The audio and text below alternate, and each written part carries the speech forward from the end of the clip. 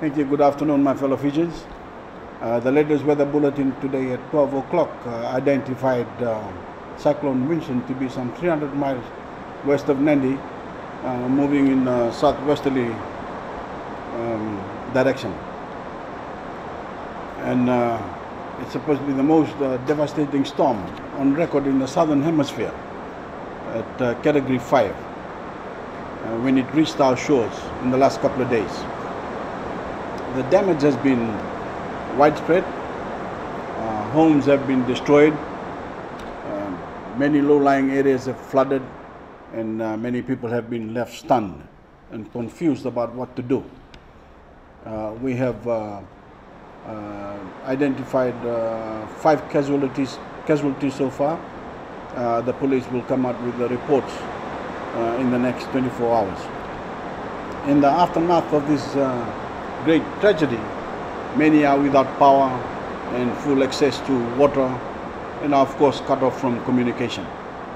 My government team is working overtime to repair the damage that has been caused and restore these essential services to our people.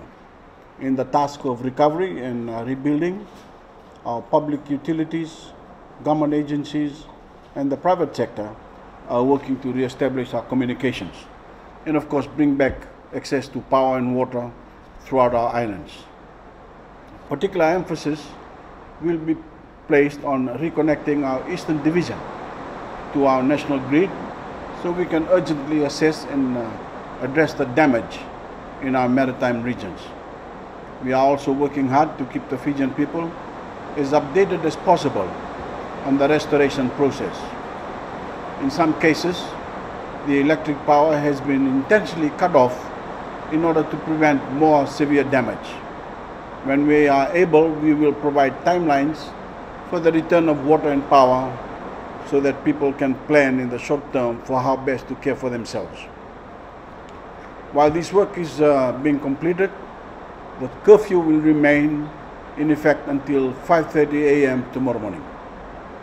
The curfew has been imposed to protect lives and protect property.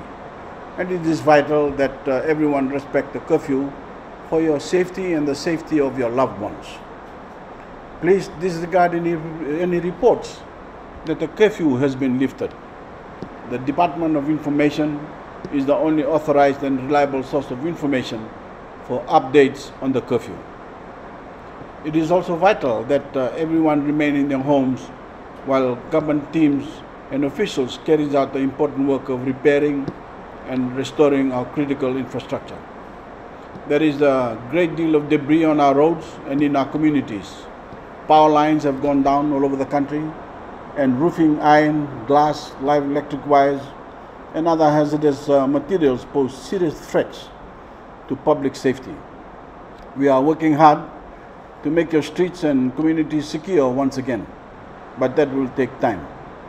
So I ask you for your patience during this time of crisis, especially for those of you in rural and maritime regions. Fijians who have lost their homes and property have been sheltered in evacuation sites, while government explores how to best care for you over the long term. As was recently announced, schools will be closed for the next week, so many of these buildings can continue to be used as safe havens. Our roads have, for the most part, not suffered severe damage, and many have already been cleared. However, there is still much work to be done, clearing substantial debris from the rest of our roadways, and the Fiji Roads Authority is working with other agencies and volunteers to get all of our roads operational.